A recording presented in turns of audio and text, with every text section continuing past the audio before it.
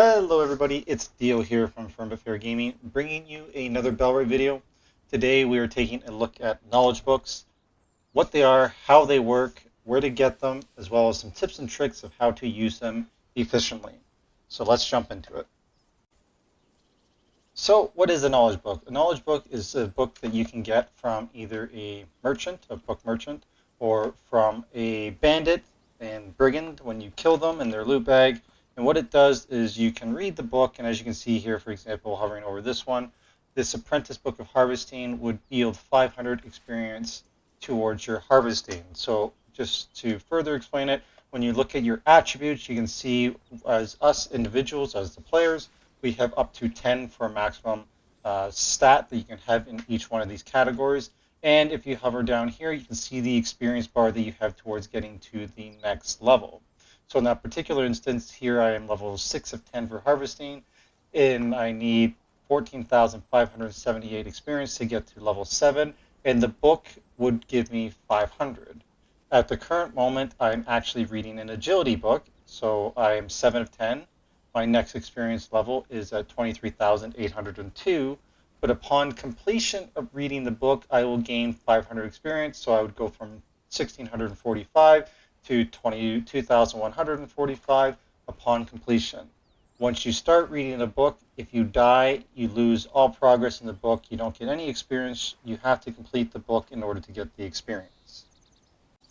So in order to read the book, all we are going to do you would right click on the book you want to read. So if I wanted to do the harvesting book, I would right click, and then this plus sign for harvesting would be white, and then I'd be able to click on it. But because I'm already reading the book, and you can only read one book at a time, I can't do that.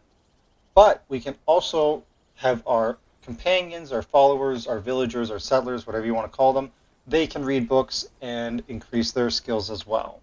Now, for us, we have a maximum of 10 for each of the stats. They do not have the same luxury. In fact, it varies quite different, which is why in early game, the settlers or followers that you can purchase when you're an associate have like a lower stats, and then when you can buy higher grade ones, a trust and then protector and whatnot, they all get better as you move along. Like for example here, Frank, when we go to Frank's attributes here, he's got like a bunch of 4s as his max, and so that's actually not bad, but he's not reading a book. So there's other settlers that I probably have that have lower max stats than this. But as you can see here, I have a few books in my inventory. I have an archery book, so hence the white plus sign. So I could have them read a book here and increase their experience towards that. So here, like he needs 3,000 to get to the next level of archery. If I made him read the archery book, it's probably an apprentice one, so he'd get 500 experience towards archery, similar to harvesting and whatnot. So here, if I was to make him read a harvesting book, he would upgrade with the 500 experience into rank 3. And then we'd go ahead and just do that. So by having the book in my inventory, even though I'm not talking to Frank, he could be anywhere on the map, I can make him read a book. So then you would just do that, click the plus sign, and then you have the book being read down below. So now, upon successful completion of reading that book, he will get 500 experience towards his harvesting and upgrade to tier 3. And then what you can do is you can just go through your entire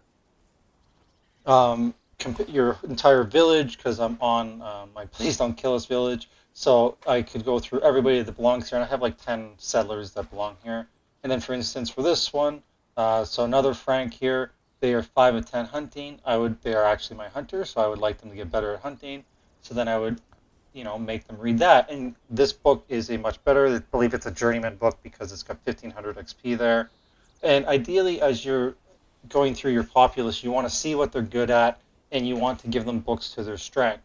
So in particular, let's go to the next one here, Gabriella. She's got some okay stats, but if I wanted to compare her versus some of my other, for example, she is 3 of 4 research, but if I go to Lubomir, he is 5 of 6, so ideally I wouldn't want to upgrade her research because her research was much lower than Lubomir's. He's got a max research of 6, so there's no point in giving her the book towards research because Lubomir can research at a higher level than she does.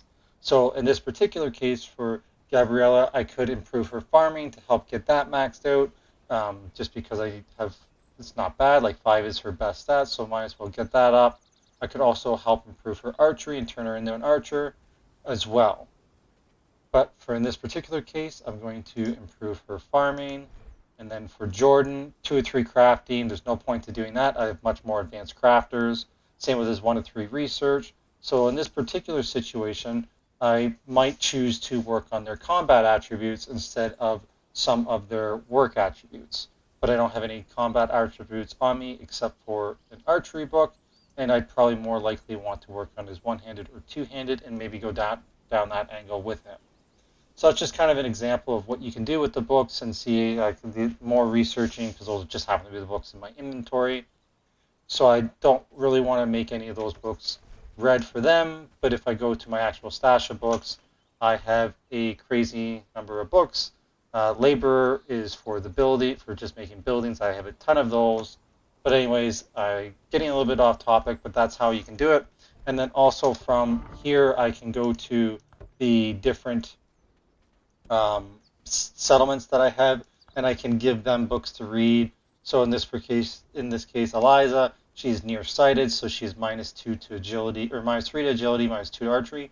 No point turning her into an archer, but I can improve some of the other stats for her as well. She's already maxed out in farming and pretty good on harvesting, so I could do something for her.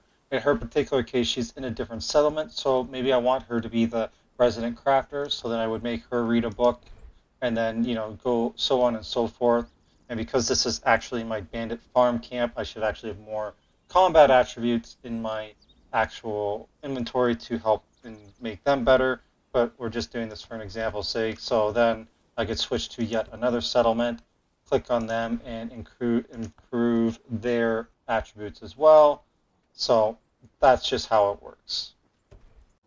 So as I said, one of the couple places that you could get them would be some bandits. So we lured some bandits out of this camp over here to our little renowned farming station. And let's take a look. And as you can see here, we killed one of them, and they had 3 books on us: research, strength, and labor. So this is an easy way to collect a bunch of books. So we got 3 just off the one. Let's see if anybody else has anything for us. Sometimes, oh, there's another 2, so we'd actually have to make some choices for what we're going to do. I'm just going to go through it, see what else we have. So this was, oh, there's another 2. And now we have our big loot bag. So we killed 6 or 7 bandits there, and we have 7 books, so almost 1 book per bandit. So it's an easy way to gather a whole bunch of books when you're out doing bandit raids and bandit farm. And of course, the other place that you can get books is from the bookseller, of course. Makes most sense. So you can just see what they have in stock. Each book costs 150 here for the apprentice, and as you can find the other booksellers in each town. So you got Bradford, Padstow. You can go around and check out all the different towns for the different books. But if you have the gold surplus like I do, and you want a particular book, it might be advantageous to go check these guys out and buy a specific one. In the early stages when you're just beginning, if you might want to buy a crafting book because you want to get your crafting up to level 2 as quickly as possible, and in order to just progress through to make linen and that sort of thing. Ideally, you want to get your own crafting to a decent spot as well, so that if everybody else is busy doing other things, you can still craft your own stuff. So that would be my only recommendation there. As for me personally, I got my crafting to 2 or 3, and then I deviated, and if I go to my stats, you can see I have a strong preference on both archery and agility. I do a lot of shooting on the fly. I inadvertently get a lot of cooking just from throwing. When I go hunting and stuff, I throw the meat on the fire, and that gives me cooking, even though all I do is throw it on the fire. Throw wood on, that's all it counts. Harvesting was just organic through yielding, or getting stuff on the fly to build my travel signs and all that sort of stuff. But I put a strong preference on my speed because I like to do a lot of running and shooting. And then for my archery, and I've also started to take a look at strength just to increase my hit points and stamina there as well.